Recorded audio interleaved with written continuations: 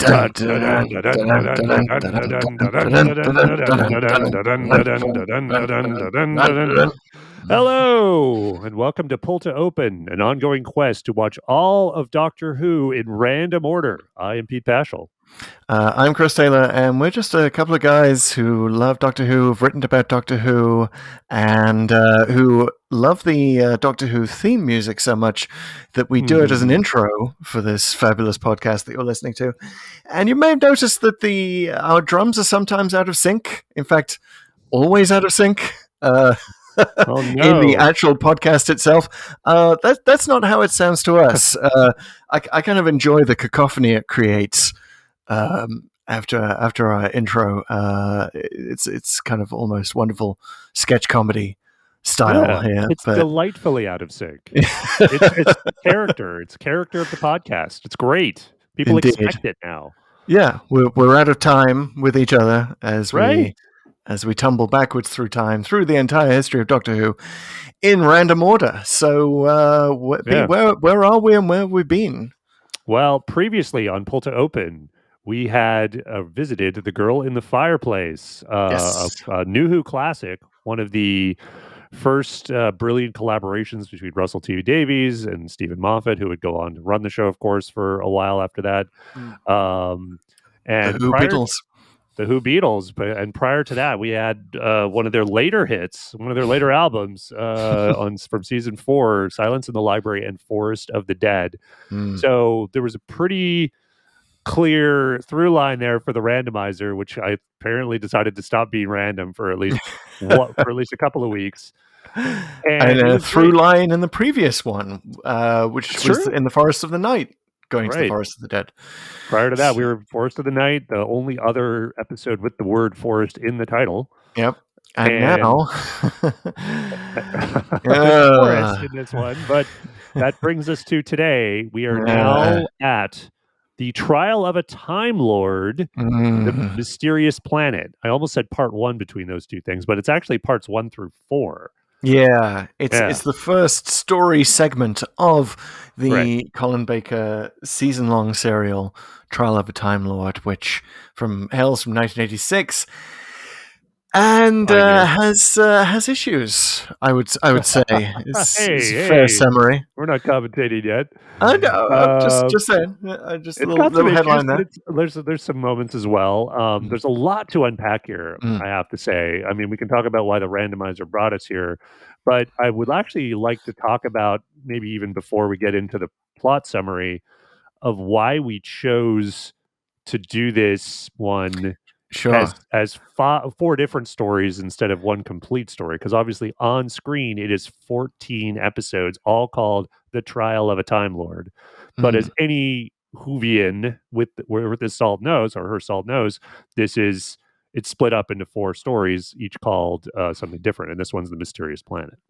Yeah, it tends to be listed both ways. It's, in the polls of the show that Doctor Who magazine runs and that have also been run online, we often get the rankings both of Trial of a Time Lord as a whole and the rankings of the individual stories. So Who fans kind of like to have it both ways. I think our original remit was we want to watch the individual stories of Doctor Who. And yes, there is an overarching season arc, but they're very distinctly stories that were shoved into this format, right? And I would sort of take an even further step back out of the show itself and sort of look at TV and storytelling in general, how it was in the 80s and that era versus today, where serialized storytelling became television transformed in so many ways, and in one of the ways it's like serialized is expected now, and this is speaks to how we look at this season versus the most recent season, Doctor Who Flux, which is much more so like a complete story. Even though there are individual episodes with individual titles, and you could certainly make the case that we could do them individually, but Flux, I mean, it's very much that's one story. Yeah, Flux feels like one story. Trial of the Time Lord feels almost like a clip show. Yeah, right. Exactly. Yeah. So, like, I mean, storytelling's a little different now, and I think we made the right call on this one. Yeah, and also if we were to watch all 14 episodes of Trial of Time Lord at once, I fear for our mental health. There's definitely a pragmatic side to our decision. Looking forward to unpacking it. But before we get to that, Yes. I'd like to just shout out to a couple of our very loyal listeners who have given us some great reviews in the last couple of weeks. It's been a while. It's been actually 2 weeks since we've been around. Yeah, we took 2 weeks for this one. I think that's, I had to take a week just to commiserate the fact that we were at a Trial of a Time Lord this early in the process. I know. but we've got Day of the Doctor and Trial of a Time Lord. We're getting the epics out of the way early in this show. Seriously. But it's been 2 weeks. We've got a lot of great response on TikTok and the socials. We'll talk about that in a minute too. But we had a couple of great reviews come in, and we love to read these out on the air. I'm actually going to. Here we go. I'm just going to read them out. Here we go. The first one is from someone in Great Britain and called us a binge-worthy podcast. Huzzah! He gave us 5 stars. That's very nice. It's J Mart Eddie. I presume. I hope. I'm not sure if it's a man or a woman, but I'm just gonna go with Eddie as maybe a male name. Sure. And I found this podcast through TikTok, and it's fantastic. The only reason I look forward to working out is because I get to listen to Pull to Open while doing it. I'm only upset that I'm finally all caught up. I anxiously await each new episode. Shameless plug to anyone reading this. Follow me on Twitter. Docky Who Lover. Docky spelled DOCCY.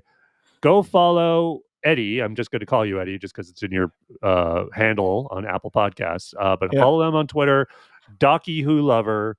Thank you so much for the great review. Thank you for listening to all the episodes. Yeah. Wow. They're all caught up. I just gave Docky Who Lover a follow, and yeah, I like that he's listening while working out. I can highly recommend that. I've actually been doing the same. I've been listening to podcasts while running, and nice. I can recommend it. Faster? Sure. Do you want it to be over? Or get me out of here! No. I just sort of imagine myself running down corridors. So, yeah, I am. Very good. That's how it works. That's how you can motivate yourself. So, all right. Well, thanks again, Docky Who Lover. I'm going to give you a follow on Twitter too. Right now, I don't trust my browser windows, but follow us on Twitter while you're following Docky Who Lover. We are at Pull to Open 63, of course. So I'm going to jump. We got a lot to unpack with this episode, so I'm going to jump to the next review. I should say who it is. It is Chris J. Michaels on Apple Podcasts. This one's from the USA. Mm-hmm. And it says, I adore this show. And it also says Clara Echo comment, however. So this is a longer one. So hold on. It says, love the show. I've been getting back into Doctor Who as the Flux came out, and I found it just in time. As a fellow Chris, huzzah! I find myself agreeing with Chris quite a lot. Well, all right. Yep. I love it's just the way it is, folks. Chris and Chris. I love Capaldi, so me and the Codex get along as well. That's because we've obviously hit a lot of Capaldi episodes. So early much on. Capaldi. Clara is my favorite, so all the talk of her is just great. But I have a nitpick. All right, we love nitpicks. This is great. Yes, we nitpick plenty, so bring it on, Chris. Nitpick over the "Where is the Clara Echo" section. Okay, this is for those that don't know. Every episode we talk about Clara, who, of course, as we know, in The Name of the Doctor, went into the Doctor's time stream to save him from the Great Intelligence and essentially help him out throughout his entire life. And we see bits of that where he steers the first Doctor to even picking the right TARDIS, etc. Right, so right. We all know this. The Clara Splinter. So we have it fun every time we go to an episode, but where was Clara? Mm-hmm. But he says, okay, so in the name of the Doctor, the final plot was that the Great Intelligence went into the Doctor's time stream to kill the Doctor at every moment of his life. What Clara did was go in herself to stop Dr. Simeon. The Clara Echoes are not there to save the Doctor from his own mess, but from Dr. Simeon's attack. In that episode, after she does it, she even says that she's finished and he's safe. Why Oswin Oswald was at the Dalek Asylum is beyond me, but Clara Echoes are meant to stop Simeon, not anyone else. Simeon is in the background of every episode trying to kill the Doctor, and in the background of every episode, Clara's there to stop him. Love the show. Keep up the great work. Can't wait till the Dakotas bring us to a Eccleston episode. I as well. I would love to see another Chris. Yeah, talked the about. Chris's love Chris. But what do you think of the theory here, Chris? We should also add that he threw in a bunch of scarf emojis, which is great because that's what I suggested people do in their reviews, throw in a Doctor Who appropriate emoji, and the scarf one is obviously the best. And he put in 6. Yes. So not only did he give us 5 stars, he gave us 6 scarves. 6 scarves out of 5. Yes. So someone raised that. You're going to have to do like 7 screwdrivers or something. Let's see it happen. I want to see you guys top each other out there. Raise the bar.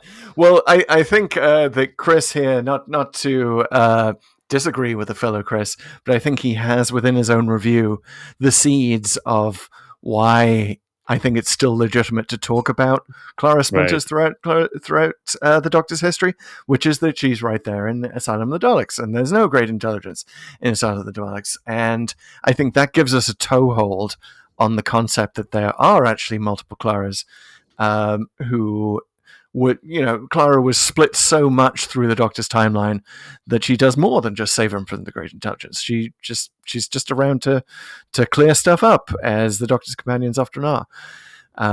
So that's my personal headcanon. Let me give you like a timey-wimey version of exactly what you just said, which I agree, but it's you could kind of look at Doctor Who the whole time. There are sort of weird things that happen in an episode that work against the Doctor, and other things that sort of like basically, who says Simeon isn't there, right? Behind the other things that we're seeing. Wait, who says Simeon isn't there? Or the great intelligence. Yeah. Like, yeah, sorry. Just go for the old who's on first joke. I finally got it. So if the great intelligence is there doing something, like we're not seeing sort of either of them, and there's other ways this could work, right? Whereas the like maybe the great intelligence has to concentrate its fire on various episodes, and maybe it's not actively working against the Doctor in every single one, and Clara has some time to help in other ways. But either way, I mean, I think it works. Either the great intelligence is behind some of the bad things we're seeing and we don't know it, or that it's just sort of doing it here and there. Yeah, and it's, you could look at it either way, and Doctor Who is such a large show with such a splintered canon, as it were, that you can kind of come up with any justification for almost anything you want to do. And in our case, we see lots of plot holes as we travel through the Doctor's, as we ourselves are splintered through the Doctor's timeline randomly. And there are plot, so it's kind of a nice poetic way to talk about the plot holes in each story. And I kind of like the idea of Clara just being there to clean up the Doctor's mess, as his companions so often do. Well, let's get to that gets us to the real reason why we do it. It's just fun. We just love it. We just love finding places where Clara could be, and we just like the idea. Obviously, Moffat liked the idea because he shot some stuff with her in various outfits that would look pretty good in the 60s and 70s. Yes, that is our retcon. That was Moffat's retcon. We've adopted it, and we love it. We love using it as a way to talk about the plot holes, but we love nitpicks. Come along and argue with us in your 5-star review. Please do. Please do. Yeah, leave us 5 stars and then leave us your biggest nitpick of the show, or your biggest retcon, as we decided to call it last time. Absolutely. We love the reviews. Please keep them coming. Just a reminder, we haven't forgotten our 50th review, big push for 50 reviews. We'll get a prize. I've been looking at all my Doctor Who paraphernalia lately, thinking about what I can give away. Guys, I've got some plans. So this is not just like you're going to get like something you could get off eBay. This is going to be like something from the collection. Okay. Wow. So we'll talk about that in the future. In the future, you guys had better jump in, because I think I'm going to do that. If once we get to our 49th review, I'm just going to pounce and get Pete's paraphernalia. Exactly. I've dropped it. I've said too much already, but I've got some stuff you just can't walk down to your genre store and get anymore. So and also, if there are any Pete's out there listening to this, I think we need to put some balance back into the universe and the podcast. Pete's need to come along and agree with Pete. Yeah, let's do it. Let's even it up. Let's get some teams. The army of Pete's. If your name is Pete Tyler and you're in an alternate dimension, please write in. Oh, nice. Yeah. That's You could do that. You just got to go buy Supernova or something, I think. Yeah. Pete, if you're out there, contact us. All right. So reviews, they help the podcast. That is all. Yes. And we love to read them out on air. Okay. So Over to TikTok. wow, we've got tons of business to take care of. We will talk about the episode, guys. Don't worry. It's coming up. We'll get there. I know that there's so many Colin Baker fans listening to us right now going, when are they going to get to it? But we also had a big week on TikTok.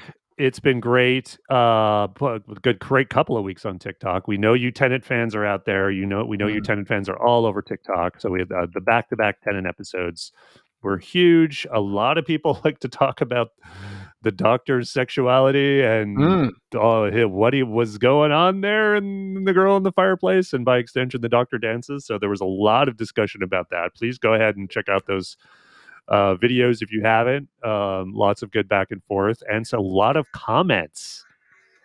And this is our new thing that we like to do. We like to pick our favorite TikTok comment of the week, and I've got one queued up here. It was on one of the segments we did that Chris talked about the proof that the Doctor shags, which I think is an okay thing for an American to say. Exactly. Yes, it's fine. It's fine. It's like Austin Powers, The Spy Who Shagged Me. Exactly. I was newly in this country when that came out in cinemas, and I was amazed to see it. See that word broadcast up there. Because it's a little naughtier in the UK. The monkey emoji with the hands over the eyes. Yes, exactly. Hand over the mouth. Yep. But on that video, we had a great comment. It was from Katie Lee 422. She says, so hypothetically, could a female iteration of the Doctor impregnate herself with a donation from a prior male iteration? Wow.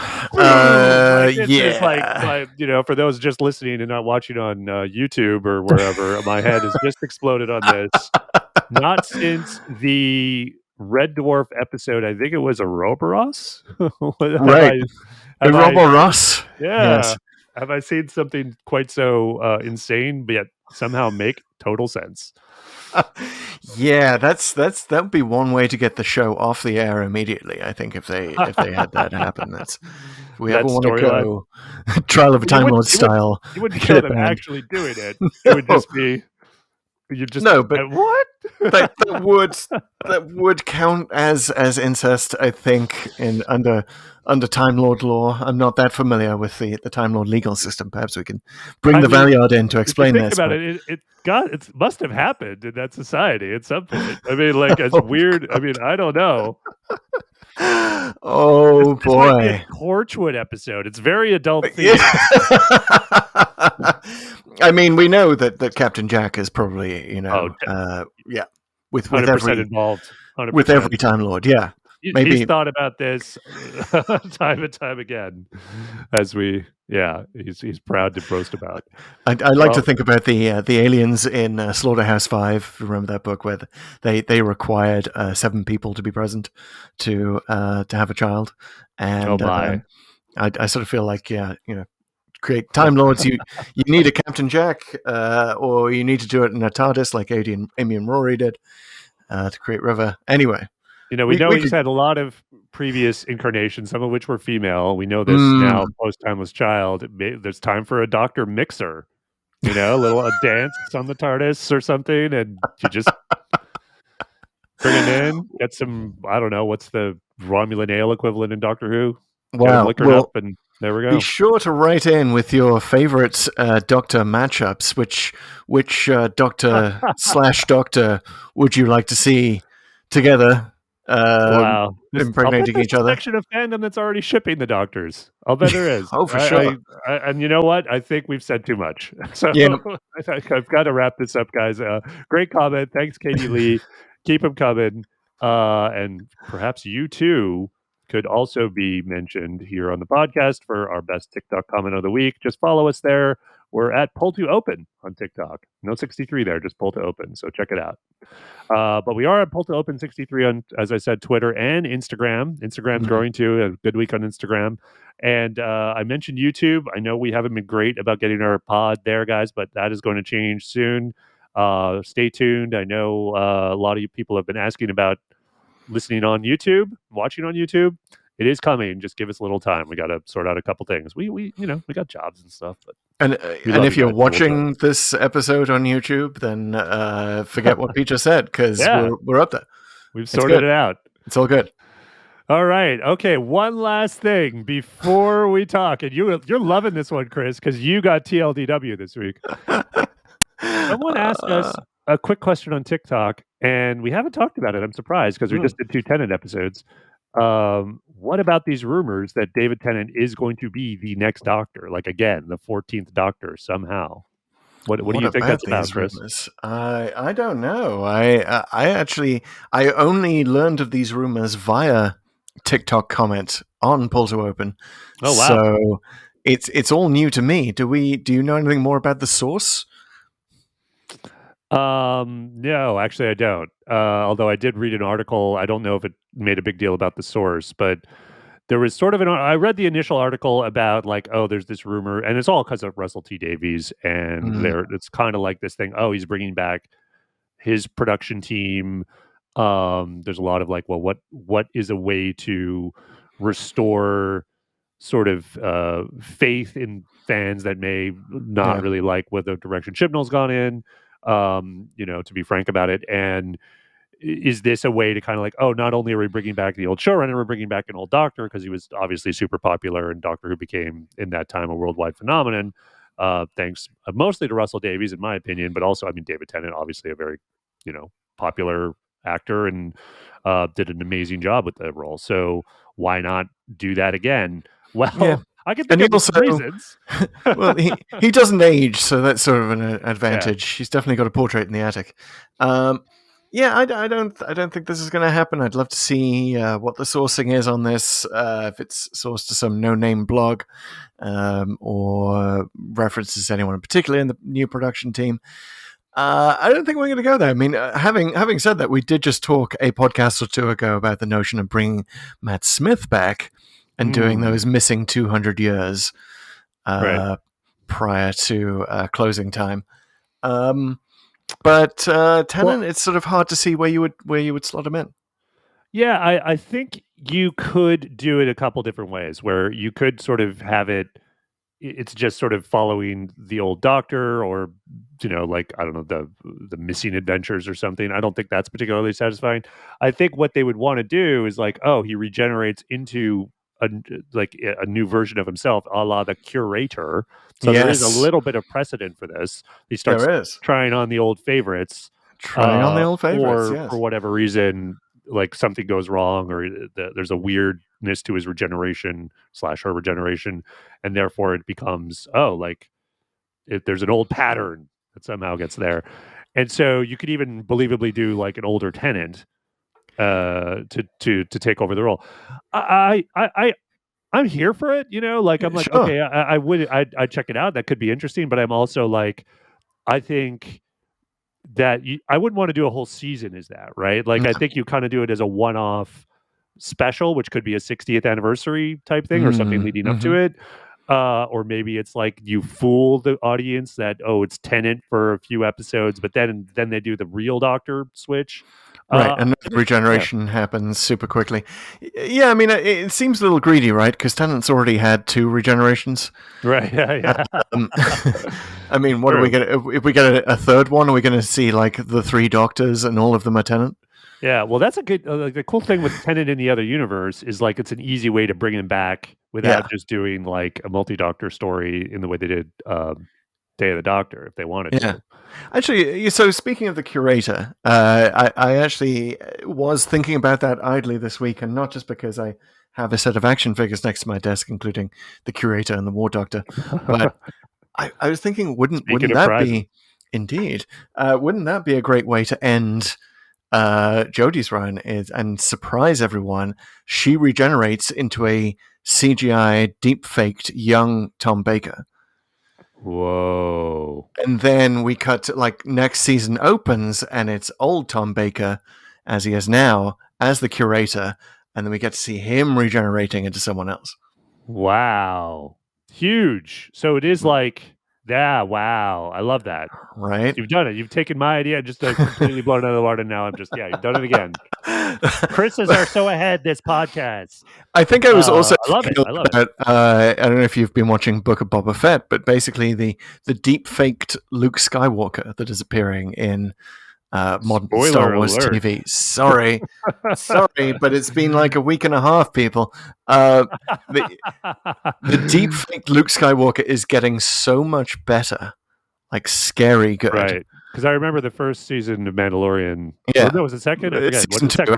End of season 2, he comes in, and it's kind of like, you're almost willing the camera to cut away because you're like, it's sort of, he's wobbling.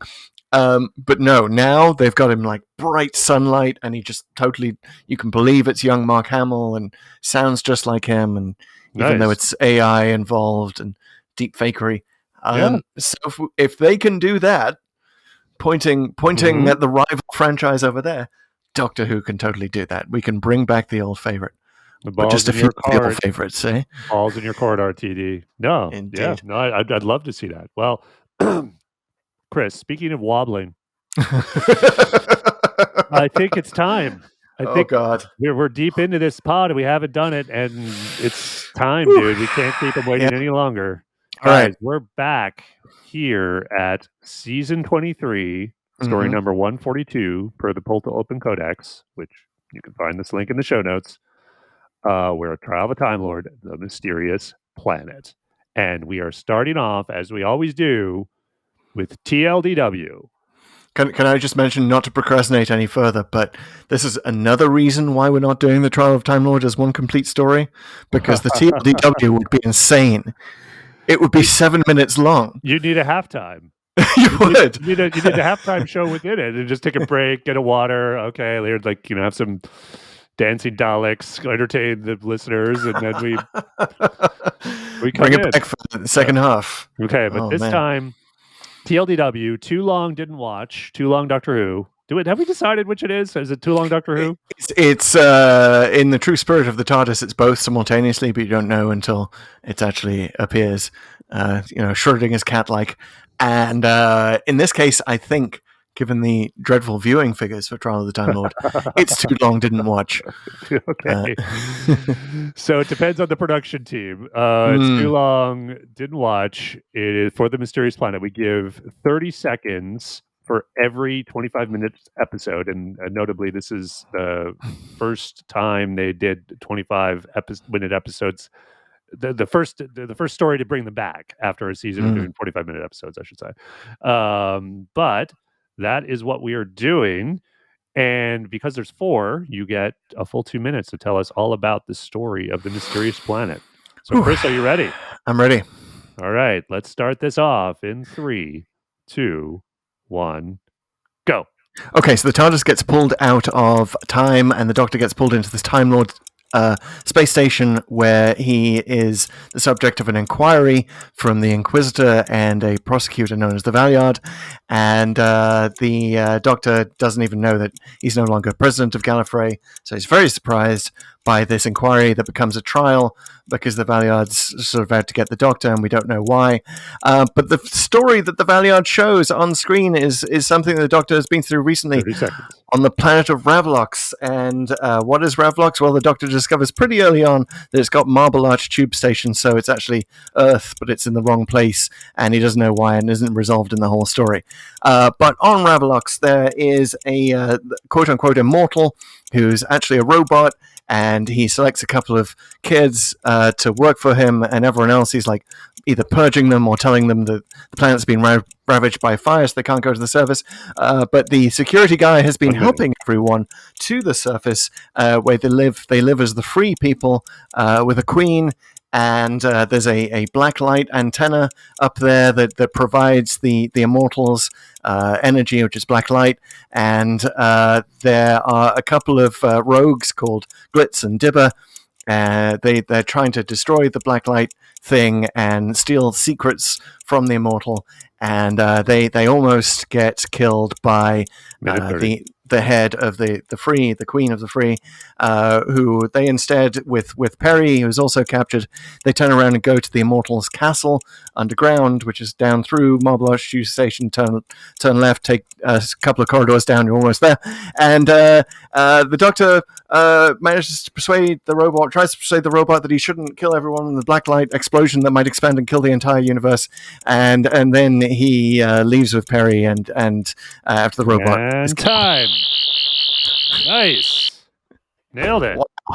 There's a lot there, man. Yeah, there's a lot to deal with, and it's sort of, yeah. You got it. You got the trial. You feel I got the trial. Is there anything I missed? Blitz and Dibber. I forgot to mention that Perry is going to be married off to several male members of the tribe. That might be the biggest thing that I left out. There is a lot of this season uncomfortableness with marrying Perry off to various people. But no, you got it. I think once you get going in the story, the trial story sort of takes to the background, and there's some foreshadowing stuff that happen for things that happen later in the trial. That maybe weren't in, but since we're talking about this story mainly, I don't know how super relevant that was to just. Well, we should mention it's the first case, I believe, of Doctor Who getting bleeped. not for any obscenity within the show, but for the when Glitz mentions the name of this vast store of knowledge that he's trying to steal, that the Immortal has, it gets bleeped out, and we find out later in Trial of Time Lord what it is.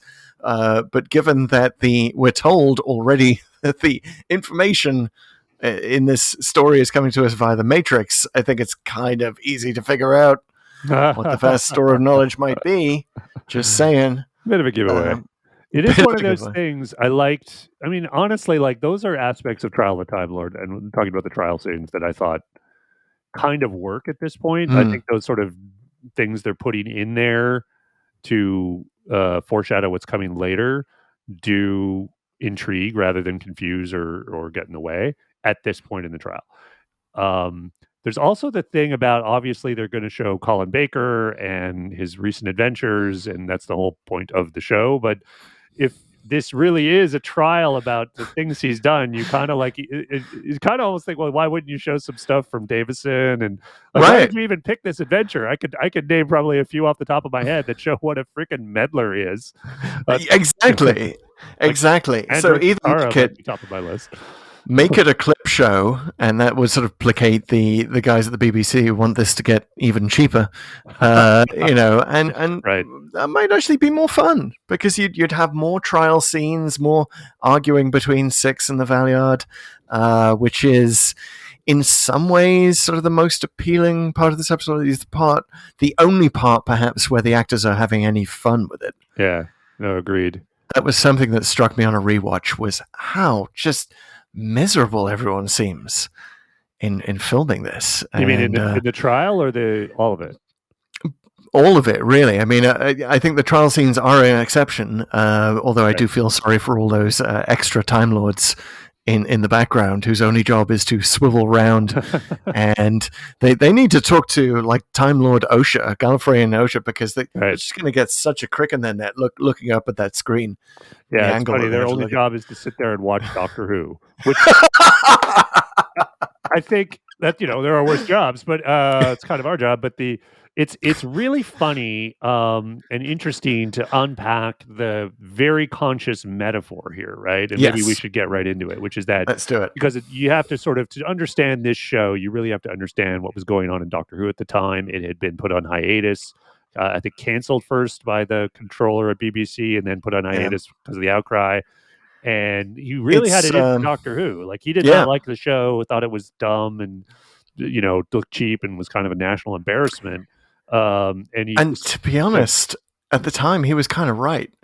Well, and that's not just me saying that. That's Russell T Davies saying that. This is one of my favorite parts of The Writer's Tale. So many sort of wonderful tidbits in that book, but one of them is Russell T Davies talking about a dinner he had with Michael Grade, who was the controller in question, sort of notorious in Doctor Who circles for being the man who killed Doctor Who in the 80s. And Michael Gray goes to Russell T Davies. This is actually the revival of the show, and he's like, "Oh, I suppose you hate me, right? I suppose you didn't agree with what I did." And Russell T Davies just turns around and said, "No, you were right. It was shit." At which Michael Gray just howls of laughter. I mean, and that's sort of like, it's not the PC thing to say, right? In Doctor Who fan circles, I can't even imagine Moffat saying that, because Moffat's a guy who loves to defend every single era of Doctor Who as much as he can. And we all love Colin Baker in fan circles, right? He's kind of He's grown really into. yeah.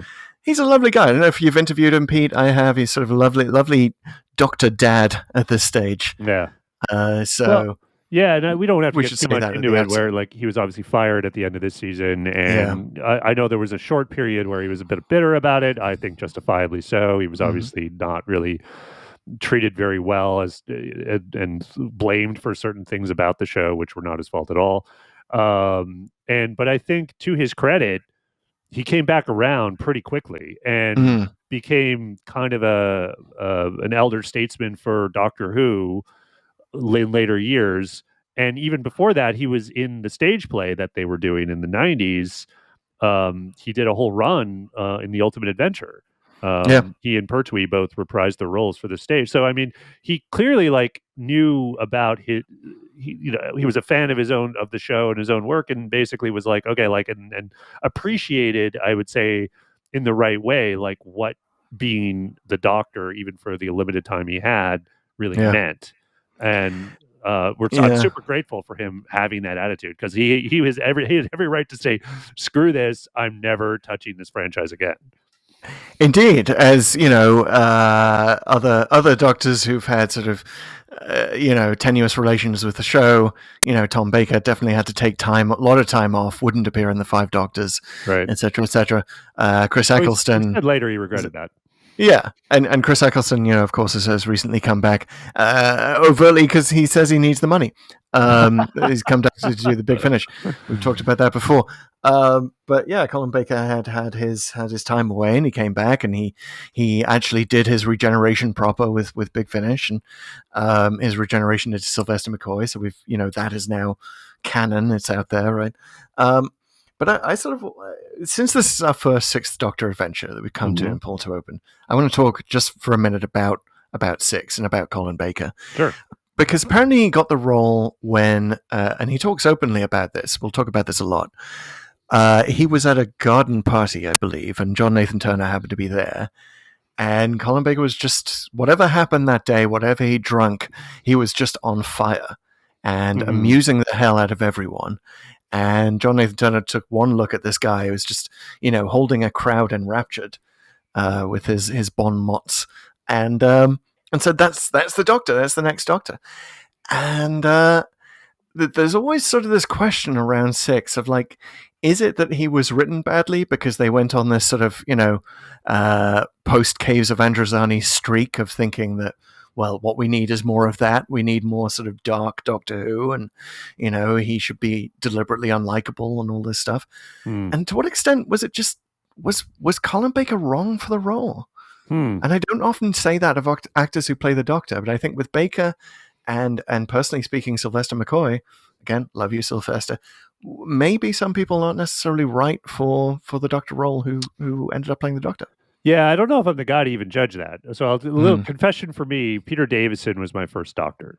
Right. And to have, when Colin Baker came on board, I wanted to like the show, but I also felt like he was kind of the guy who essentially killed my favorite Doctor. So I had probably even a worse reaction to him. I did not like Colin Baker at first. I also think, honestly, his scripts were he was not well served by his writers. He was not well served, but I mean, I'm glad I'm glad Trial of a Time Lord is actually my first encounter with him again, and doing it with this podcast, because I think he's quite good in terms of balancing what he was sort of trying to do in the first season, which was sort of this arrogant, unlikable person, but tempering that with a little more self-awareness and a little more humor. and I think it works. I think he found the balance, and I think if you look at another doctor that the randomizer is obsessed with, Peter Capaldi, I found his journey to be similar. Like, I do think there was a bit of a reboot with that his doctor in series 9, and but he was the better for it. For sure. And same thing here. I would have loved to actually have seen more seasons of Colin Baker with maybe some better writing outside of this sort of the first season and the trial stuff. Like, I don't feel like he never got really a proper season until Big Finish, and I haven't listened to nearly enough of his stuff. But he seems to be, as an actor, getting it right here. So two things. So first of all, yeah, you know, I really wanted to. I root for every doctor who's in the role. Yeah. Always, whenever they're in the role, I want them to go for Tom Baker's record. I don't want them to be another 2-season, 3-season wonder.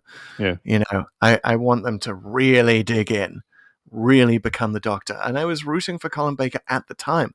Not only that, I was rooting for the show.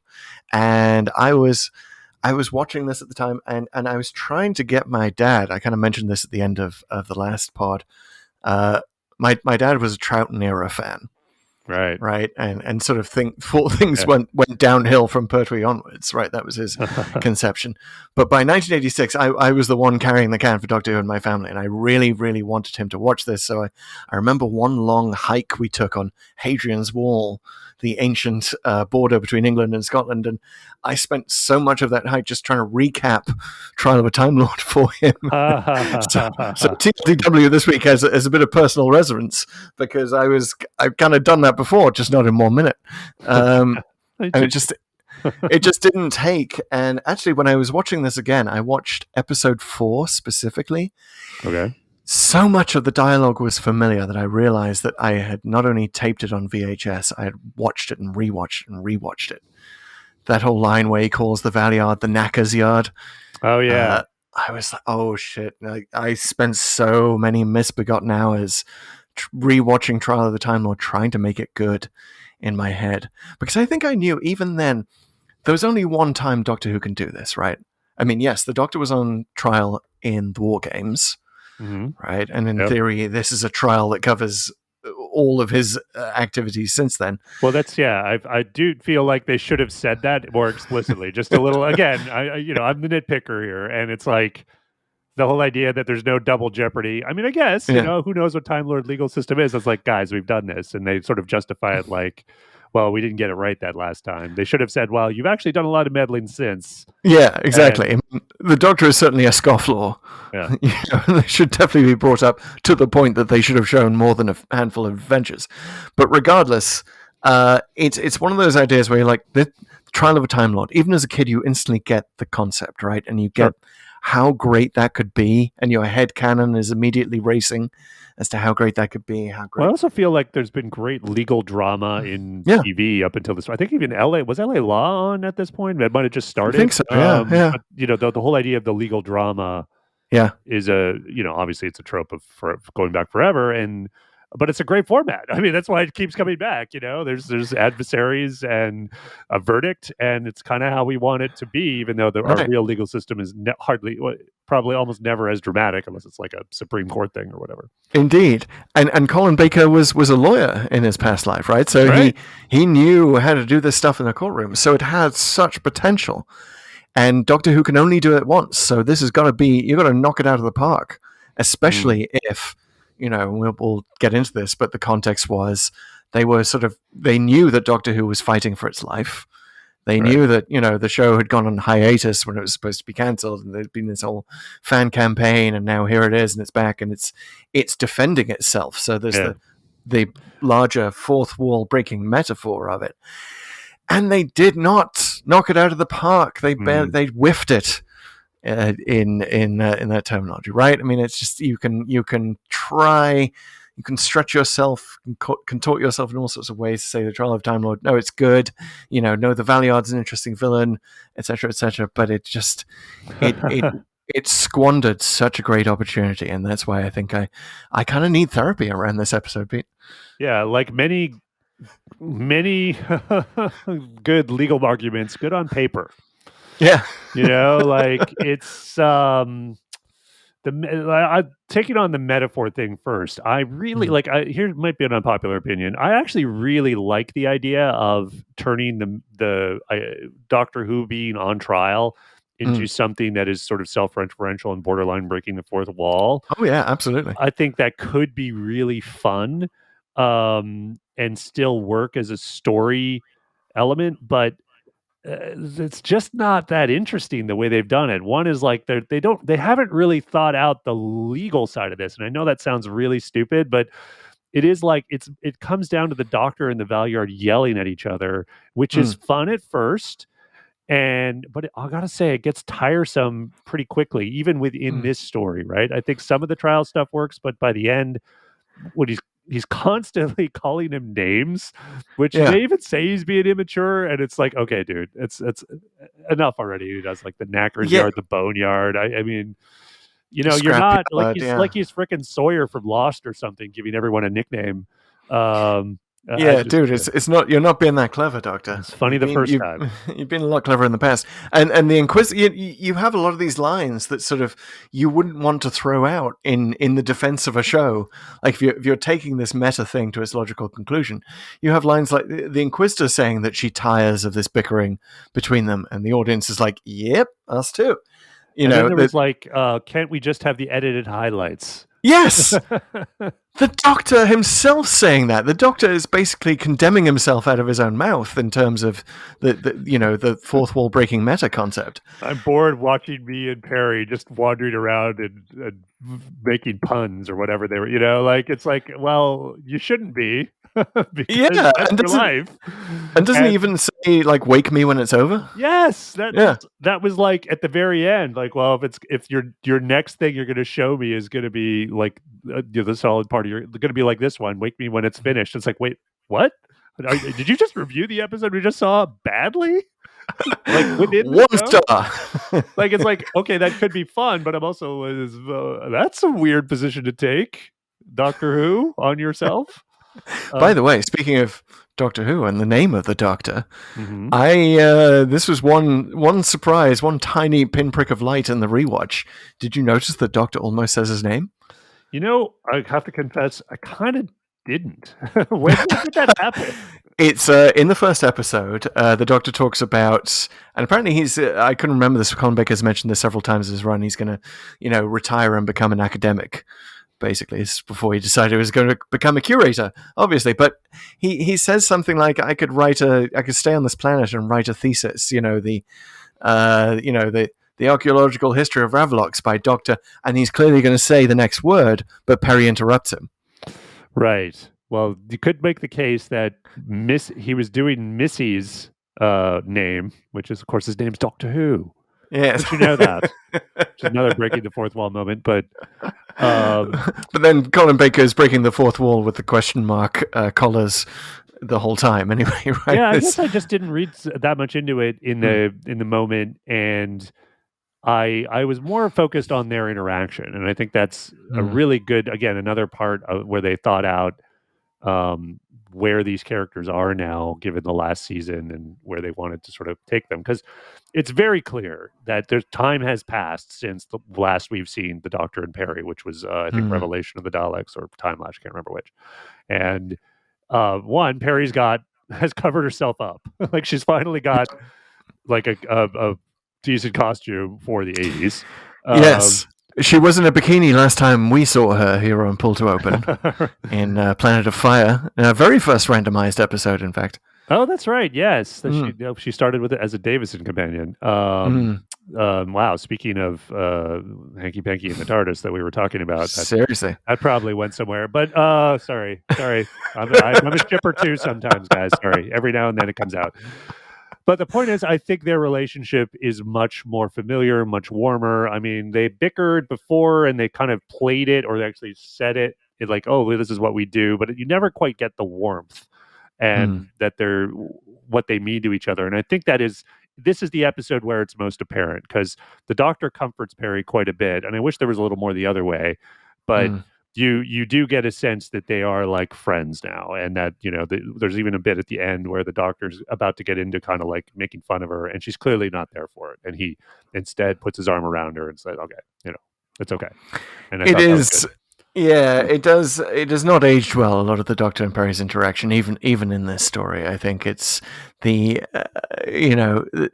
the patronizing nature of the Doctor towards Perry cannot be ignored. Even now, she's covered up. I think at one point in the third episode, he says of her, "That girl can't obey an order." Right. Which the use of girl and the use of order in that sentence suggesting things that you just wouldn't see in modern Doctor Who, wouldn't, right? but I also did take that as more of a Bakerism in the sense of like I'm playing it now is sort of the mean Doctor that I was doing before, right? Like he still has elements of that he's arrogant, that people should just do what he says. So I don't think we're meant to rah him in that moment, even when it's said in 1986. But to your point, I would have, and again, this is just how Companions and Perry in particular were written at the time. I wish there was a little more there than just giving her lines about how she's a botanist and she's kind of smart here and there, right? Like, I mean, that's really all she kind of gets, to sort of show that she's a capable person. There is one point where he mistakes Perry for Sarah Jane. There is, yeah. Which is interesting. When he's captured by the L3 robot, which, by the way, probably the least scary robot. Well, the L3 is Drathro. We'll talk about him in a bit. But you're talking about the service robot, with little like tendrils or little tentacles, I guess. Well, it's almost like Dr. Octopus, but just with really thin arms. It's revealed. It's given a reveal several times where you have the musical sting as if you're supposed to be scared of this sort of trundling tractor thing, like the hum. Yeah.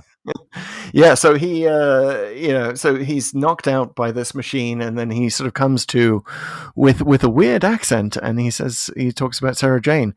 I don't know if he's trying to impersonate Tom Baker at that moment. If so, Pertwee, actually. Oh, it's a Pertwee. I actually listened to the commentary of the episode, and they brought there was Colin Baker, Nicola Bryant, and I forget the actor, the guy who played Balazar, and Tony Selby, and they talked about how he's actually doing his best Pertwee right then, which, okay. And even the commentators like, good try, Colin. It sounded a bit like Alec Guinness. Like, if I had to place him, I would think that he's doing Obi-Wan. Yeah. There's a moment, good little reference. If we can't see other doctors in the Time Lord monitor, at least we can get Colin Baker's poor facsimile of them. Yeah, cut back to the Valeyard, who will now show us the entire adventures of Sarah Jane.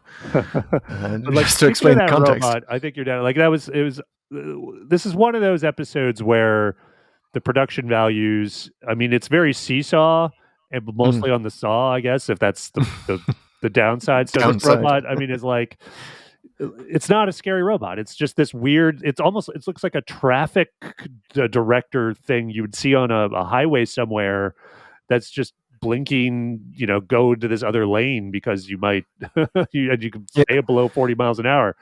Drathro as a robot is kind of okay, but this one I didn't feel like it was threatening at all. It doesn't even get a chance to do anything other than shoot out those tentacles.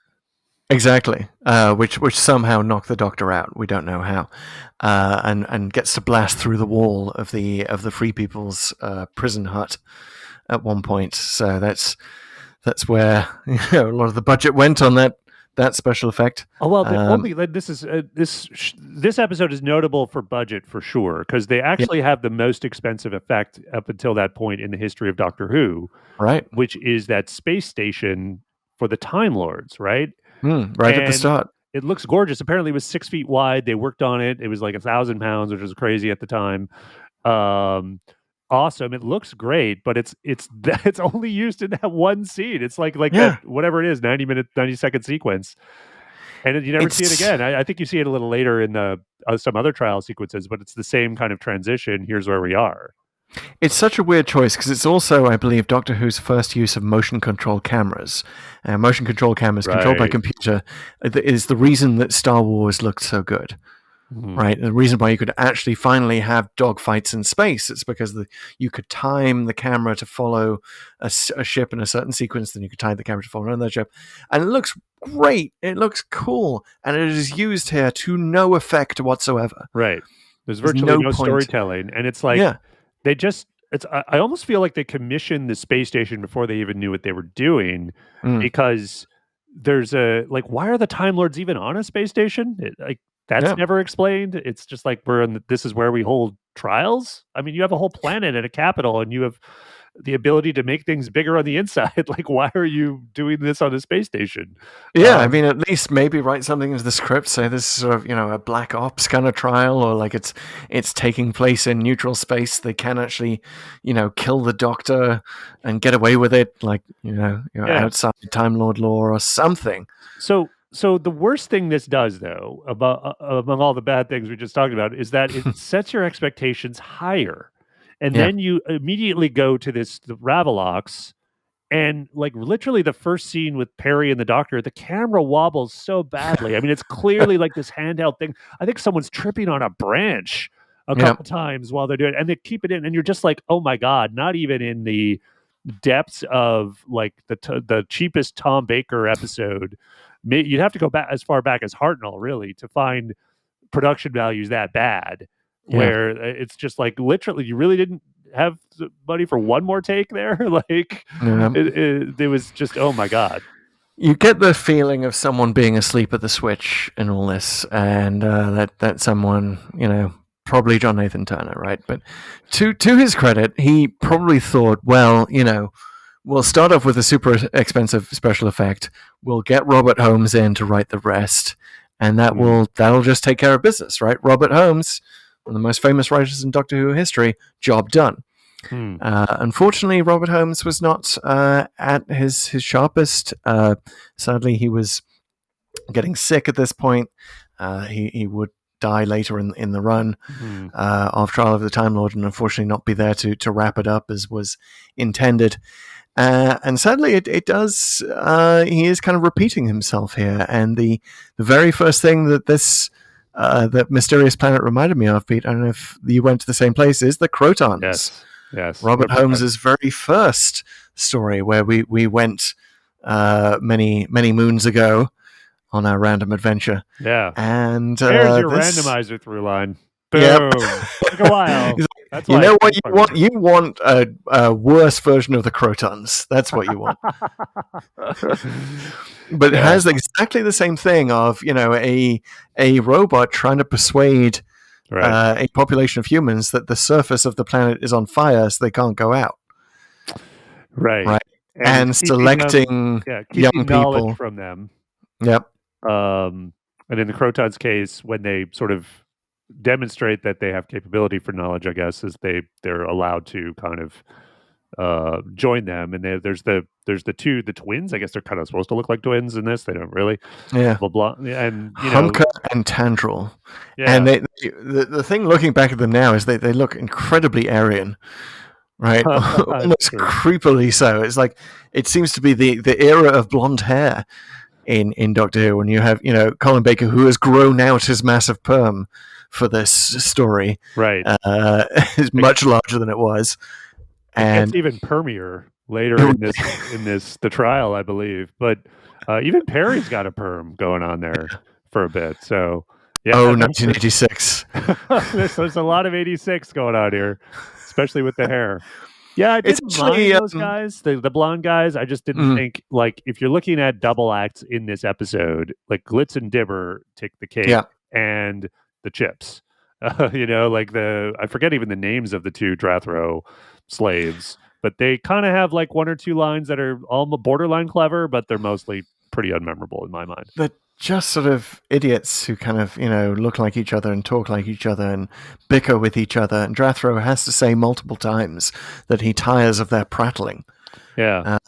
Which, again, not a great thing for the whole meta trial of Doctor Who idea. And they're just like, at least in the Crotons, I think, multiple genders were selected. But no, here we have just a couple of blonde kids. But to its credit, I think, So one of the ideas of Trial of Time Lord was they were trying to reintroduce more humor to Doctor Who, to placate Michael Grade. That most times it doesn't work, and all the Doctor's insulting of the Valeyard sort of falls into that category, right? It's just groan worthy. But I actually like the sight gags of the scene where Humka and Tandrel are investigating Colin Baker's pockets. Oh, yeah, he's got tons of stuff. Tons of stuff. They pull out a flashlight. They pull out... I'm basically going to play a game show where I remember everything that was pulled out of Colin Baker's pockets. A flashlight, a carnival mask, a teddy bear, and finally a bag of what we presume to be jelly babies.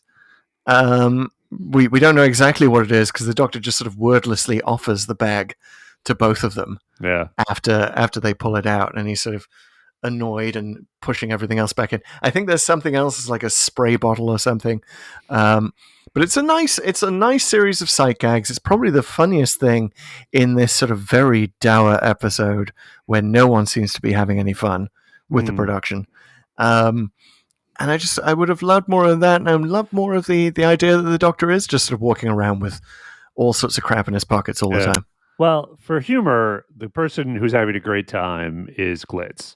And Tony Selby, I like in terms of like the instilling humor into this, I think that really works. And Glitz as a character is a bit inconsistent. I mean, because he starts off borderline evil. He nearly kills the Doctor and Pearlie like right off the bat. Seems completely okay with it. And he like even within this story, he tempers himself pretty quickly. He certainly becomes that incorrigible cad rather than sort of diabolically evil rogue. Well, he's a cad who he has aspirations, right? He has ideas above his station, as one might say at the time. It being that he wants to be known as a philanthropist, right? He wants to. He likes using big words. It's the sort of, if he was from Earth, he would be quoting Shakespeare all the time, right? And he has that whole line, which actually I think is funniest line in this, where he talks about giving Perry away. I would like to stand in loco parentis for your absent father, dear, but I fear I always cry at these events, or something like that, right? A pretty funny line. And he and Dipper sort of make a funny double act, with the joke always being that Dipper is too dumb to understand anything. They don't quite follow through with that. Dibber was my son's favorite character, so I watched this one with Jack, and he was like, "I like Dibber," and asked him why. And he's like, "He seems like the most sensible." Like, and I think it's because it's like it's hard to know what's going on or what anyone's motive is at some points, and it's just like, "Oh, I'm just here to throw bombs and grab a gun when told." No, I think I like Dibber. I don't know why I root for Dibber, but I do throughout this whole episode. Like, I kind of want him to come out on top. There's a weird sort of Deus Ex Machina, not really, but it doesn't save them, but it's like, oh, everything's okay because you have this alloy from the antenna, and you're going to make money off that, so everybody wins. Yay! It's like that was a little sad, or not sad, but it's just sort of tacked on as a thing. And I think it's sort of like, I really like Tony Selby. I like Glitz. I wish they'd used him even more than they do him in the 2 or 3 episodes he was in, but he's not particularly effective or smart in this episode. He got to get the villagers get the better of him pretty quickly, and he's kind of there to convey the secret stuff that the Time Lords want kept a secret, and he's fun, but I wish he had sort of shown his smarts, being 1-2 steps ahead of everyone a little better, because even that stuff at the end with the robot, and he fools the robot's the only one fooled. Like, everyone else could tell Glitz is just putting him on, and it was pretty weak. It's very weak, and even he who was supposed to be having the most fun with this is like, there's that scene where they're about to throw him on the pyre. Oh yeah, and he is shivering to death. That poor guy. You could see the costume they put him in. It's clearly a very cold day, and you're like, actually, I bet he would welcome that fire, to be honest. But yeah, like nobody's having fun. I bet they thought it was a great idea to put Joan Sims in there, who's Queen Katrika. Right. She is a veteran of the Carry On movies, which is a long-running series of, sex farces, basically, very popular in Britain at the time. Okay. And here she is. Googling sex farce. Yeah, sex farce, Carry On. It was all like, Carry On Up the Khyber, Carry On, et cetera, et cetera. It was all, it's very British, end of the pier humor. And here she is playing a straight role as the queen of the free people, and she's just not. She's just terrible, and she gets to throw a gun around. That's about it. And then she gets when she gets killed by Drathro at the end. Yeah. Like they've taken the time to make her, like, to cut her hair off or make her hair appear cut off and make her face look all frazzled. Right. Which is kind of a creepy scene and sort of redolent of this sort of darker turn that Doctor Who was taking. Well, think about it. You're kind of cheering on Drathro at the time, right? Because you're like, oh man, just get rid of this woman. like I'm so tired of, because she's just so forced. Yeah, I hear you. It's too bad. She's not treated well. There's a lot of, like, Doctor Who often gets accused, old Doctor Who anyway, for sort of more stage acting. And I can't think of a better example, or rather worse example, than that bit in the hallway where she's like, onwards, and she's kind of gesturing sort of in a very unnatural way, speaking in these sort of very almost Shakespearean terms, and you're just like, what is even this scene? Yeah, and that scene is supposed to be a joke as well, because the others are arguing about which way they should go in the corridors, and she decides between them by shouting onwards, and we're like, why even bother? Well, apparently that scene was actually script editing, like it was padding, so it shows. Really? Yeah. Seriously shows. I mean, it was actually, this is a quick note because it's noted in the commentary, it was actually John Nathan Turner himself who wrote the scene, because Eric Hayward, who was the script editor, had quit. Like, he'd resigned in sort of a fit of pique, I guess, because of what was going on with the show. And I don't know if it's specifically Michael Grade stuff, but he was not happy. And so Nathan Turner actually had to step in, and that's if you find that dialogue is so weird in that moment, that's why.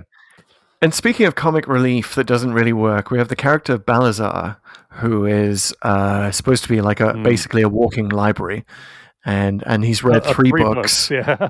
3 books, and one of them good. is... I like that idea, that there's 3 books left from the Earth getting burnt to a crisp. And one of them is this treatise on the habitats of the Canadian goose. UK habitats of the Canadian goose. Yeah, by HM Stationery Office. Which is hilarious. This can't be the first mention of Canadian things in Doctor Who. Question. I'm not sure, guys. This is another one. Fans, let us know. Right in, let us know. All you Canadian fans. See, that is the one joke I think that really works. That I laughed out loud. Jack laughed out loud. I sort of vaguely remember the joke, but I was like, oh, I remember that being very clever. It's it's of a piece with the whole Marble Arch thing. But again, another reason for the randomizer to take us here is this forest they're walking through is supposed to be London. And it doesn't look very much like London, and you'd expect more stuff to still remain, exactly like in the Forest of the Night. Right. Yeah, that's true. You know what? That's fun. It's interesting that that never actually bothered me. I'm bothered by it because you pointed out that if this is London, there should be more London stuff, shouldn't there be? Like a little bit of hint of Piccadilly, hint of Trafalgar Square, hints here and there. Yeah. The name Marble Arch Station is written right there. Why would you shorten it to Marb Station? I know you're trying to do the whole post-apocalyptic thing, but like they're capable of using more syllables. Come on. Yeah, that's true. One other thing I thought in terms of the setting, and it's a missed opportunity, but I mean I get why, because they blew all their money on the space station. The antenna is so tiny. Like it's like this little. It's like one of those Mayday poles or whatever that you might dance around, and I felt like, oh, this is such a big plot point, and would have been a much bigger one, literally and figuratively, if they just made it super large. And you couldn't really do it then, but I mean, maybe if they'd spent some money. But like today, that would be a massive. Like it'd be like the Washington Monument or even bigger. Like this is the black light antenna. And that would make it a much more impactful to both the viewer and much a bigger thing when Dibber destroys it. Yeah. It's one of these rare cases where just going big visually would have increased the spectacle and the story, I think, to a large degree. Yeah, and you could even sort of do something like green screen a tall London monument in there Yeah, you and could do say it. that's the antenna. And it's Doctor That would. Who. We'll forgive you. Just Exactly. give us the idea of a giant of obelisk like antenna, and we'll go with it. We'll go with you. Yeah. Yeah, or make it the post office tower, which is already featured in the War Machines. Make it Nelson's column. Make it something that also gives us that sense of you're actually in the ruins of London. Yeah, so many missed opportunities here. It just you could go on and on. I mean, you never get a sense of like the people underground. Like you see them a couple times, and they throw stones at the doctor and whatever, but you have no real sense of what life is like for these people, other than like it would be kind of interesting to see what the daily drab of one of Drathro's subjects is like. That they just get up, I don't know, go on an exercise bike or something, eat some of that green stuff, and it's just miserable existence, and get a good sense of what the doctor would be freeing them from. But they never do that. Yeah, nothing. We just see the train guards who are only once seen on a train, and they Murdine, who's the head of the train guards, the head of security, keeps saying how much stealthier it is to hunt on foot. And we're like, okay, we get it. You could only afford the train for one scene, and you're being quote unquote stealthy for the rest of them. I kind of like Murdine, as sort of the guy who is subtly fighting against this dystopia, and is confronted by one of his own guards at one point. But he does have what I think may be one of the worst cliffhangers in Doctor Who history. And by the way, a lot of the cliffhangers here don't work because, of course, we know that the Doctor is alive in the future. So, like, why would we believe that he's in peril on Ravlox at a cliffhanger? Just make all the cliffhangers in the courtroom. But the series, the show is sort of famous for like the zoom in on the Doctor's face being the cliffhanger, right? Yeah. Oh no, I'm on trial for my life. Yeah, someone could kill me. Which, by the way, like credit to the most recent episode of Eve of the Daleks on having the cliffhanger be the Doctor actually getting killed. It just occurs to me that that's kind of the one time they subverted that. Not the one time, but like it's a nice subversion of like, oh, okay, like what happens now, and then they obviously go on with it. But that was a great moment. I do love that. Because you're like, well, how are they going to get out of this, right? How are they going to explain it? And you don't get that with any of these cliffhangers. But the worst one, to my mind, is the end of episode 3. Murdine is pointing a gun apparently at the Doctor, really at the other train guard who's behind him, apparently at the Doctor, and he pulls the trigger and nothing happens.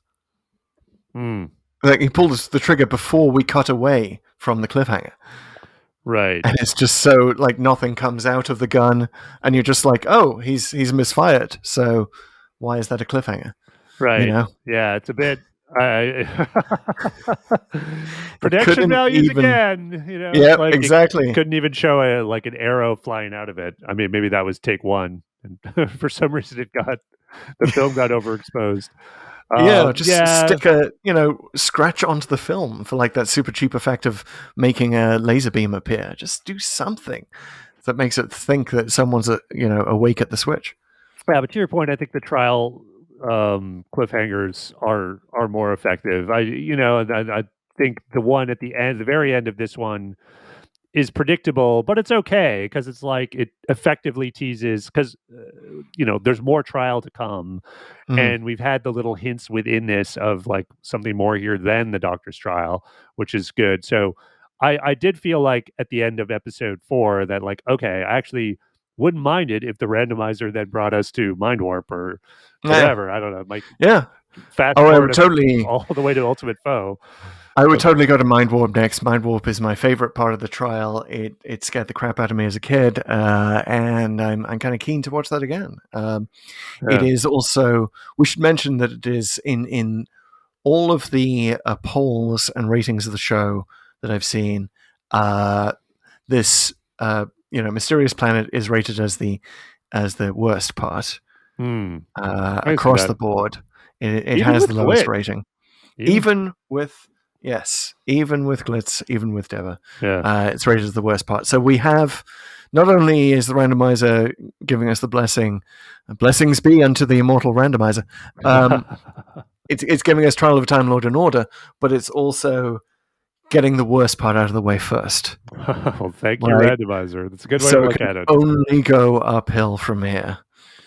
I will say, as a point of not necessarily black light perhaps, within this episode, I did like the design of Drathro. I thought it was kind of a cool throwback to sort of Forbidden Planet-esque robots. And he's got this sort of radar head. It looks a little bit Minotaur-esque almost. Yeah, and he's big and imposing. The actor who does his voice, Roger Brierly, I thought did a really good job of working with the lines to both show a certain amount of emotion, because there's obviously downsides to doing your stereotypical monotone as a robot.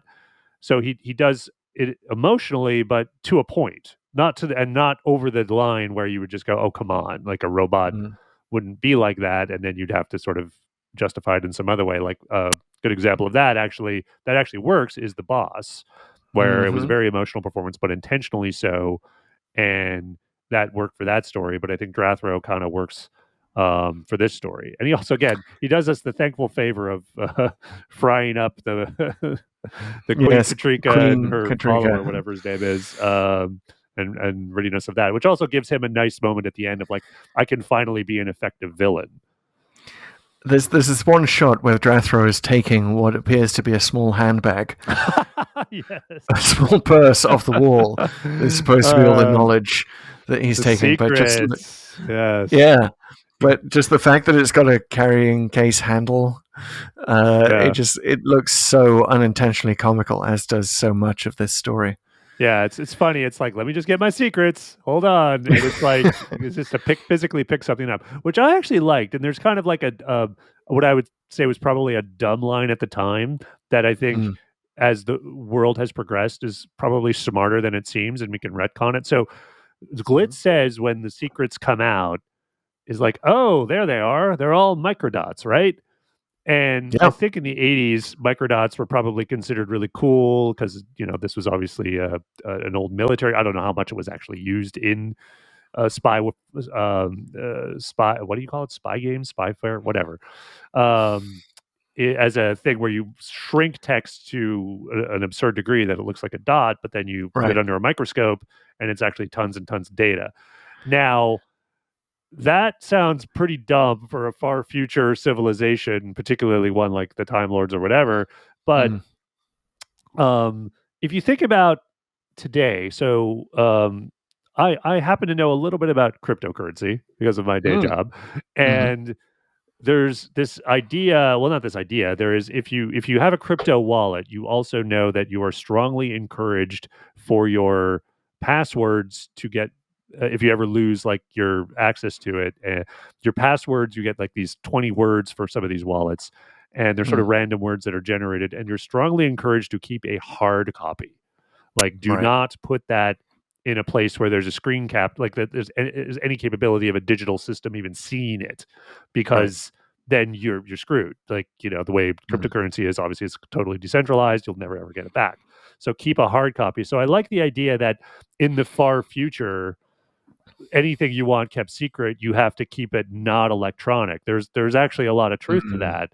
If you definitely think about how computers have progressed and will no doubt continue to progress when we get into quantum computers, and even encryption will become something that will be able to be broken, right? So keeping hard copies of things is always and will always be, I would hope, a thing to keep them out of the hands of prying eyes. So I thought that actually works in hindsight. Right, it's air gapped. This little handbag version of the Matrix. Oops, giving away the secret. I don't want to spend too long dunking on Trial of a Time Lord because it's too easy. It's just but it is sort of Doctor Who's equivalent of a train wreck that you kind of, and not even a train wreck that you can watch. They're usually amusing to watch, but this one is just kind of sad. It is a show shooting itself in the foot over and over again, and kind of you can kind of date the end of Classic Who to this serial, right? I mean, Yeah. it did continue for a few more years with Sylvester McCoy, and we had the the Cartmel master plan and all of that, and it got good towards the end, so I'm told. I'd stopped watching. A lot of people had stopped watching. We'll get there. We'll get to the McCoy episodes, but basically, this sort of, it's kind of generally agreed in fan circles that Trial of a Time Lord sealed its fate, sealed the fate of the old show. Yeah, because it brought back, it was back from an 18-month hiatus, and while that's, an 18-month hiatus is not a good thing to go through, there's an opportunity there, and you can do something pretty cool, pretty epic, or you could go back to basics. Anyway, whatever you choose to do, there's going to be a lot of eyes on it, and what they chose to do here, again, bold in its ambition, with certain decisions that were made, as well as just sort of the general execution of it, kind of fell on its face, unfortunately, and it managed to get up and stumble and finish the race, but it's kind of one of those things where, like, the Olympics are on now, but funnily enough, as we are recording this podcast, and I just a couple days ago, I watched Shaun White's last run as a snowboarder, and it kind of feels like that, where all eyes are on you, and unfortunately, as everyone knows, he clipped the side. He did a great. This previous run was okay, so he didn't completely embarrass himself in this Olympics, but it was like, oh, could have been, and that's the feeling. You just feel really bad for it, and Yeah, so the show is spending 14 episodes basically committing suicide, and it's terrible. It's Terror of the Vervoids was, it was all right. Yeah. Yeah, and Mind Warp was okay. It all has its moments, but it just overall, this is the moment where the show doomed itself. And you've got to wonder if John Nathan Turner had been more of a modern showrunner, because it wasn't entirely clear in those days, right, between the producer, the script editor, who was the equivalent of RTD and Moffat and Chris Chibnall, right? Who is what we would describe as the showrunner. So, and it wasn't really clear, and I think that was to Doctor Who's detriment. But you got to wonder if it had someone who was more on it, who maybe was taking a look at the Holmes script as it was coming in. Right. We could have saved it here, or maybe it couldn't. Maybe the show just had to go away so it could, regenerate into something more brilliant. Yeah, maybe. I think there's a lot of truth to both sides of that. I think Doctor Who is in itself, like certainly from the early years on, is a show that, the resources almost don't matter, right? And I think the show suffered a lot because of lack of resources too, because they cut the runtime of the seasons, cut the budget. At this time, this is right around when Star Trek: The Next Generation was starting to be made, right? And that at the time, at just an unbelievable budget. I think it was the highest budget in TV, and Doctor Who finds a way, or used to, and I think because of circumstances around the show, and I think it's a good point. I mean, Nathan Turner, I always thought of him as sort of the equivalent of a showrunner, but maybe the nature of the job then, it was like he didn't quite have that godlike power that we sort of ascribe to people like Davies and Moffat now, to kind of really shake the good stuff out of every single minute of that episode, whatever it is. Yeah, but if there's any season that needed that, right, that sort of sense of coordination at the top, it was this one for sure. And it just doesn't come through. Exceeded the grasp, you might say. Indeed. What's your sucker arm exceeded your gun stick? I don't exceeded know. Your plunger. Yeah. Yeah. So, anything else good to say? Well, I mean, I think we need to figure out before we wrap up where the Clara Splinter was here, Chris. As assuming Dr. Simeon wasn't just in the background and they were just having a chess match or arm wrestling or whatever. I like that. I don't know. I mean, what plot holes do we have? Well, I've got one. Sure. Here's my idea. Okay, so there's that bit in the village where I forget what's going on. I think they're being marched, like basically Perry, Glitz, and Dibber are being marched off either to be killed or to be back to their prison or whatever where they're being held. And Dimmer and Glitz essentially embarrass those two guards like instantaneously. Like it's not even a fight, and they fall down. Now you'll notice those guards have helmets on, and you can't see who's underneath. So I'm thinking, well, Clara infiltrated the guards early on and basically got one of these outfits on and decided, I'm just going to pretend I have a glass jaw. And nice. Boom. Yeah, go ahead, guys. That works. Now go ahead and blow up that, and then right after that, they blow up the antenna. So puts it all in motion. Okay, that works, and thereby preventing Perry from having multiple husbands, so that she can go away and have just one in the future. Right, one king, saving her for Brian Blessed. Yeah, that works. We should all save ourselves for Brian Blessed. I know I am. We should also discuss our regular segment, What If the Evil Plot Had Succeeded? Indeed. And here is an evil plot that's sort of laid out pretty clearly, right? Drathro is going to let the blacklight thing blow up. Yeah. The thing that the Doctor and Perry and Merdine save by jamming random buttons. And by the way, speaking of shots that look terribly hilarious now, you see Perry just sort of jamming away on what is clearly a computer keyboard that's just been painted black, right? And she's just like, press every button. Yeah. And then she goes from just pressing every button on a keyboard to somehow being able to show Merdine all of the things, all of the switches that he has to push or flick. Well, then he had the Doctor has to push those plunger-like things down, and he doesn't even finish. Did you notice that? Yeah. Like, there's he three doesn't of them, do the third plunger. Two, which I guess is that presumably why there's still an explosion? I don't know, but it's actually it awakens again. Not to keep piling on here, but is it ever really clear like what the black light does and why it's a power source and why it's even interesting? It's just mentioned. Yeah, it really is hand waved away, and it's kind of funny now that certainly here in San Francisco, where I live and recording this, we have plenty of parties with black light, which is sort of what the term for ultraviolet light, right? It's used a lot at raves, it's used at Burning Man a lot, so it's just sort of hilarious. And again, my wife was watching some episodes of this with me, and just burst out laughing every time they mentioned black light and the black light antenna and black light power and how black light could destroy the universe. Because of that history that we have with it. So yeah, it's not entirely clear. I think it's sort of like supposed to be a dark matter equivalent of light, maybe. Yeah, like I thought my mind immediately went to the term dazer, which, if you know, is a made-up sci-fi absurd term meant dark amplification by stimulation of radiation, which makes no freaking sense.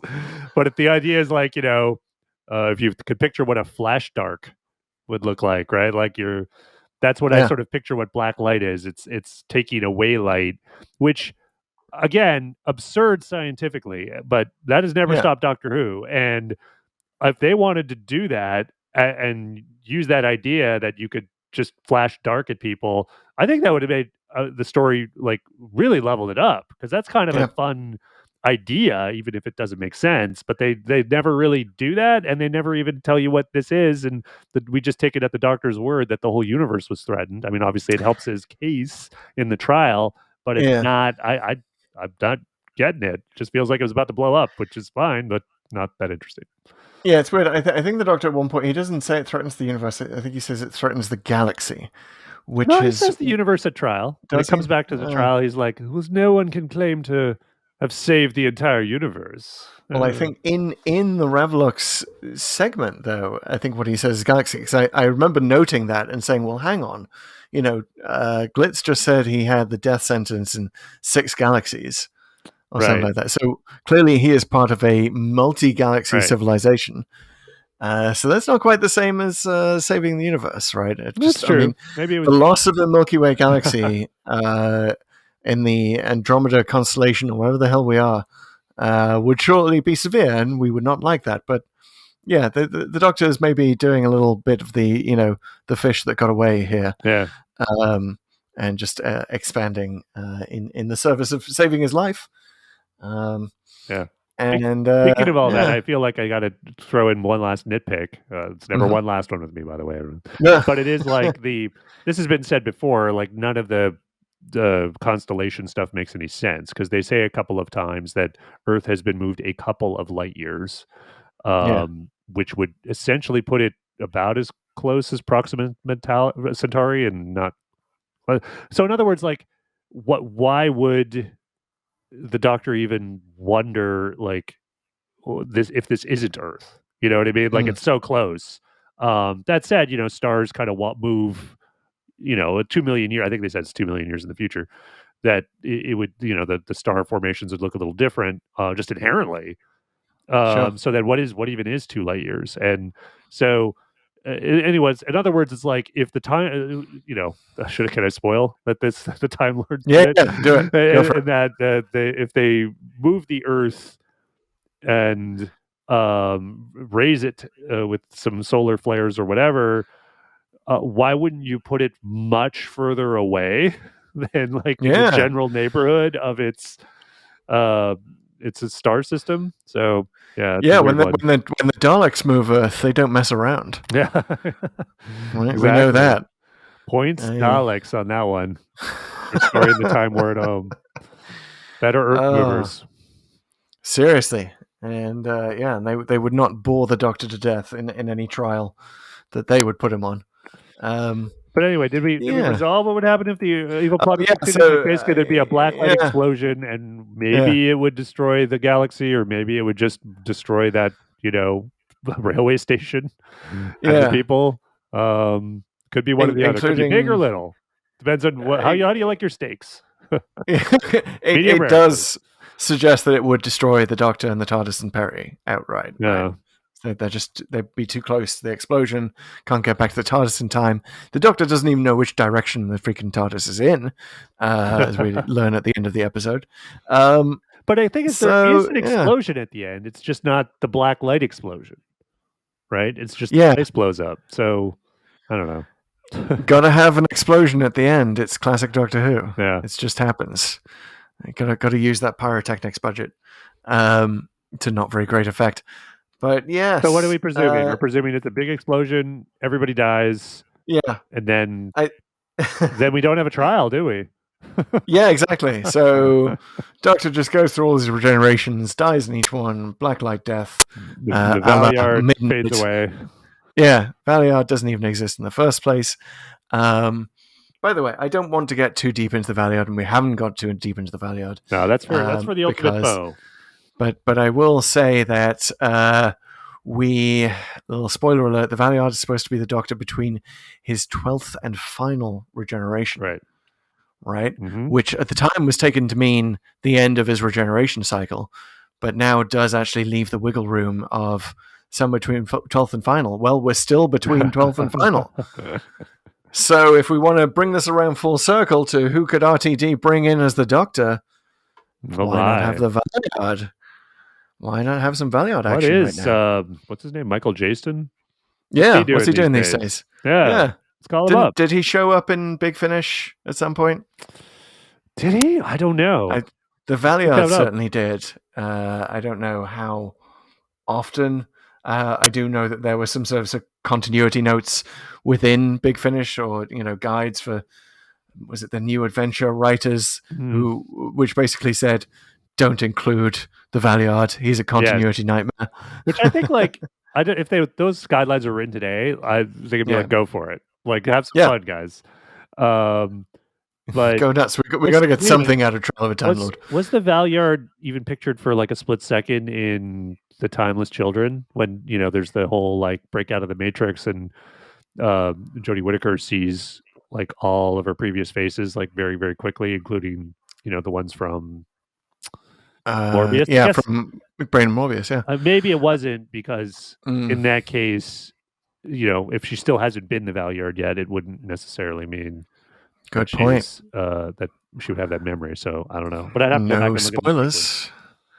No spoilers. Spoilers. Yeah, bring on the Valeyard, and then bring in River to marry the Valeyard. Set him on the right track. I love it. Okay.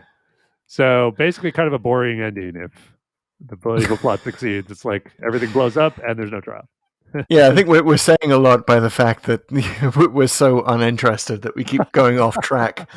That kind of tells you a lot. You know, every previous episode of Pull to Open, we've been like, oh, and it would lead to this, and it would mean this. And, you know, last week we got, you know, Madame de Pompadour not being around, leading to the lack of existence of the United States. That was a surprise. Terrifying. But yeah, here we got nothing. Yeah. Yep. Whatever you guys like.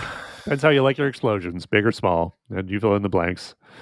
So how do you feel this went, Pete, as a therapy session on Trial of a Time Lord? Because I'm actually feeling worse about it than when I started, which I guess is a kind of a thing with therapy sessions. It happens sometimes. Yeah, I'll give it 3 Ogrons. How about that as a therapy session?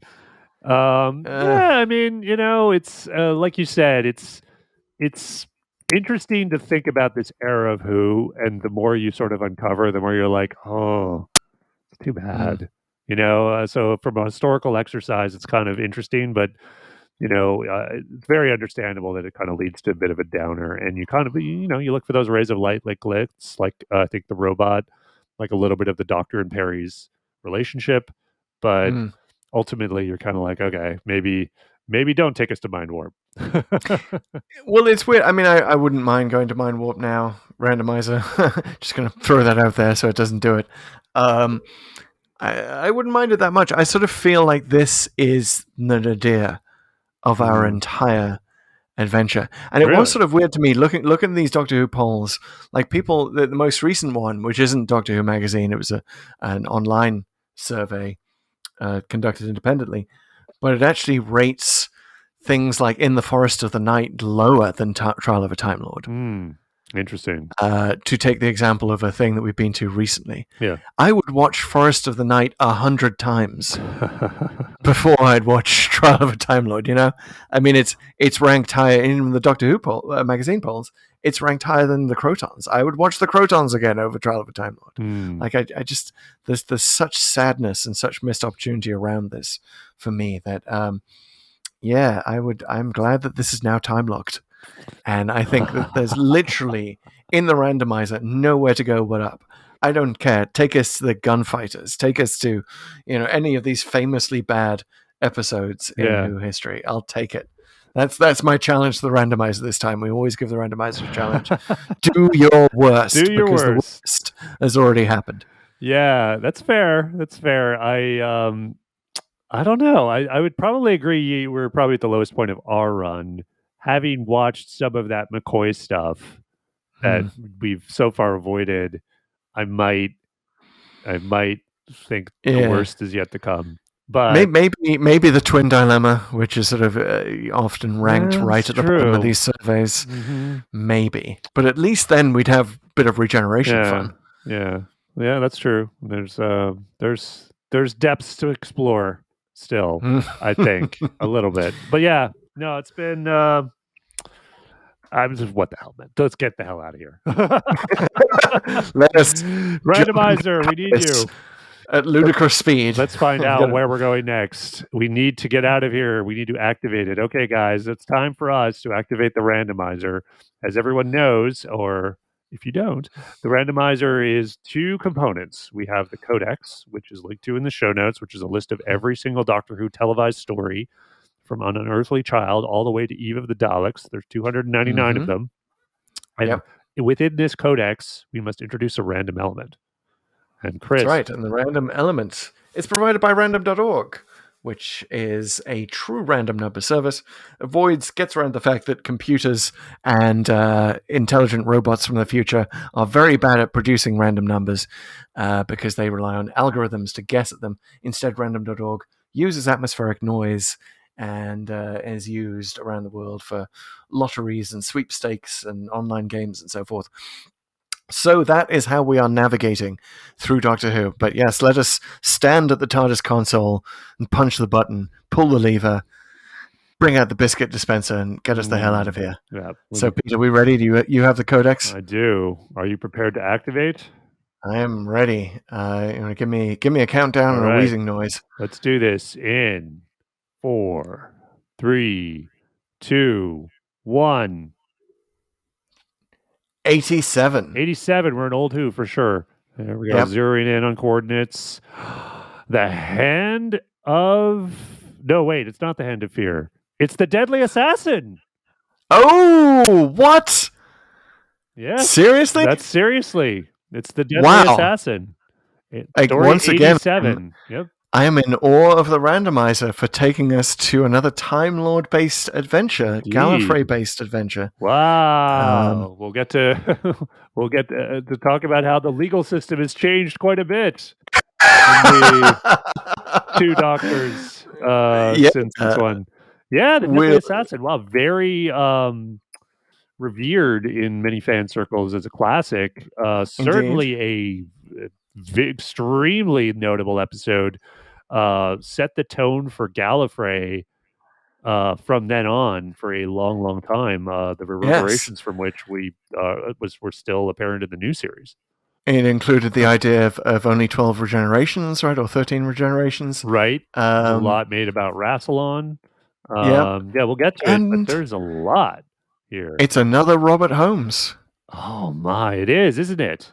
Yeah, which is nice because I sort of like what part of the sadness of Mysterious Planet is like the last Robert Holmes episode, and it's just sort of it's so bad, and it's just remaking the Crotons and all of that. But here we are, Robert Holmes at his prime. Yeah, really. Thanks, and sort of taking his authority seriously and sort of building Doctor Who lore. And the results were impressive. Okay, wow. Speaking of, wow, we did the opposite again. We're like, do your worst. It's like, oh yeah, here you go, guys. Well, thank you, randomizer. We're looking forward to that one. We're gonna get to talk about the Time Lords, talk about the Master. It's gonna be super exciting. Oh my! And we're going to be talking about the most, supposedly the most violent episode of Doctor Who, or the one that was brought up and edited by the BBC on its reruns, I believe. The famous third episode of The Deadly Assassin. Yeah. But we'll get there. We'll get there. It is kind of hilarious how the violence gets brought up a lot in the show's history, and well, anyway, it was in this episode. It was even one of the criticisms, but you look back and you're just like, what are you talking about? I mean, it's just silliness. Also, interestingly, it is 1976, so we're literally jumping a decade back in time here. Nice. Just 10 years, and how much Doctor Who had changed in that time, right? Yeah, a bit of a fast return switch we're doing, if you will. Okay, folks. Wow, this has been a great journey. We're looking forward to the next one. We want to thank you all for listening. This has been Pull to Open. It's a podcast. If you haven't yet subscribed to our podcast, please do. There's a button somewhere on whatever you're listening to, whether it's Apple, Spotify, Google, Breaker. Someday I'll figure out where all the places we're at, but we're on them.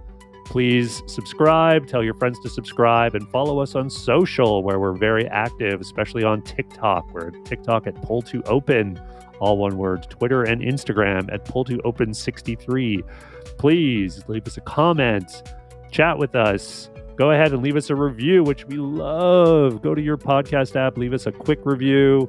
Do it right now while you're listening to us, while we're closing out the show. Yeah, as the closing music plays. I'm seeing 5 stars. Hopefully, I'll see them on your review too. It's been super fun. We're going to be doing this all again in a week with the Deadly Assassin, and we will see you next time. Bye, guys.